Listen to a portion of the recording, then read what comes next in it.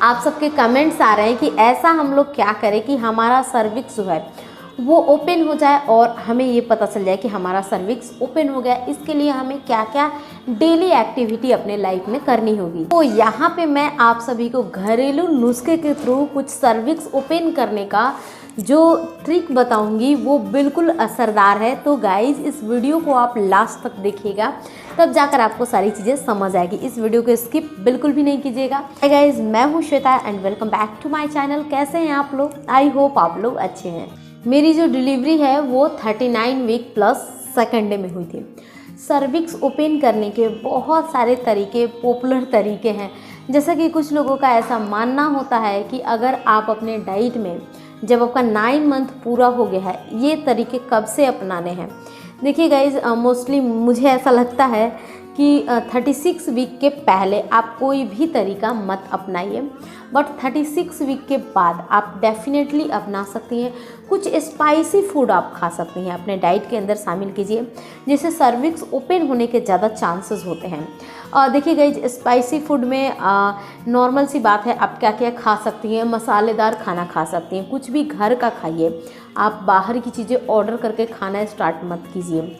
अब यहाँ पे बात करेंगे, बहुत सारी दादी या नानी के नुस्खा में ये चीज़ आता था कि आप जब भी दूध या फिर किसी भी चीज़ में आप घी का इस्तेमाल कीजिए, दाल में इस्तेमाल कीजिए।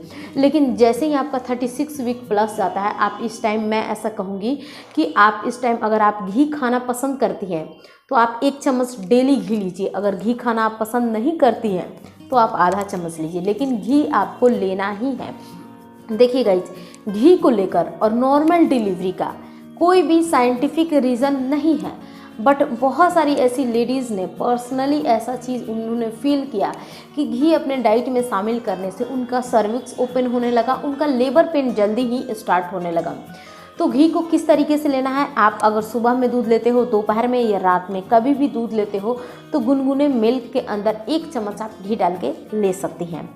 अगर आप दूध नहीं ले रहे हो, इनकेस मान लो अगर आप चाहते हो कि घी का बहुत ज़्यादा, अगर आपने 1 चम्मच घी लिया उसका पूरा फ़ायदा आपको हो, तो आप गुनगुना पानी के अंदर भी आप घी ले सकती हैं। और टेस्ट की अगर बात करें, अगर आपको अच्छा नहीं लगे तो थोड़ा सा नमक आप उसमें डाल के ले सकती हैं। इससे क्या होगा, घी आप लोगे ना तो इसका पूरा फ़ायदा आपके बॉडी को जाता है। हालांकि दूध में भी डाल के लेते हो तो वो भी फ़ायदा करेगा, वैसा कोई इशू नहीं है, बट आप ऐसे भी ले सकते हो जो लोग दूध कम पसंद करते हैं। सेकंड मेथड यहाँ पे ये माना जाता है कि आप एक्टिव रहिए अपनी प्रेगनेंसी में। सुबह शाम वॉक कीजिए, या फिर कभी भी कुछ आप नाश्ता कर रही हैं, कुछ खा रही हैं, तो खाने के बाद हल्का सा पानी पीकर आप धीरे धीरे वॉक कीजिए। आपको तेज़ वॉक नहीं करना है।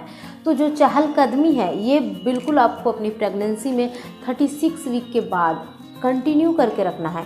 आप कभी भी, ऐसा नहीं होता है, कई बार प्रेगनेंसी में मैं समझ सकती हूँ, अपनी भी सिचुएशन मुझे अच्छी तरह से याद रहती है। कमर में दर्द होता है, पैरों में दर्द होता है, तो मोस्टली हम दिन में लेटे रहते हैं।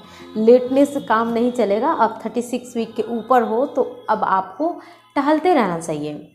टहलोगे तो ज़्यादा अच्छा रहेगा। ऐसे तो बेसिकली माना जाता है कि बेबी का हेड डाउन जो है वो 32 से 34 वीक के अंदर हो जाता है। बट कुछ ऐसी लेडीज़ हैं जिनका ब्रीच बेबी पोजीशन होता है, वो सारे बेबी पोजीशन कैसे चेंज होता है, या फिर बेबी अभी तक आपका हेड डाउन नहीं गया है, तो वो आप टहलते रहोगे, थोड़ा बहुत बटरफ्लाई एक्सरसाइज करोगे, उखड़ू बैठोगे, कुछ भी आप करो ना, तो ऐसे करो जिससे आप गिरो नहीं, आप खुद को बैलेंस करके ये सारी चीज़ें कर सकते हो। Last third and popular method ऐसा माना जाता है कि आप अपने हस्बैंड के साथ उस टाइम रिलेशनशिप में भी रह सकते हो। बिकॉज रिलेशनशिप में रहते टाइम आपको इन बातों का ज़रूर ख्याल रखना होगा कि आपके पेट पे ज़्यादा भार नहीं आए, क्योंकि पेट पे ज़्यादा भार आने के बाद क्या होता है कि आप समझ सकते हो कि बच्चा दब सकता है, कुछ प्रॉब्लम आ सकती है, और आपका पेट उस टाइम बहुत ज़्यादा निकला रहता है, एमनियोटिक फ्लूइड भरा रहता है। तो इसलिए आप इस सिचुएशन में भी आप थोड़ा सा ध्यान रखना होगा कि आपके पेट पे दबाव नहीं आए।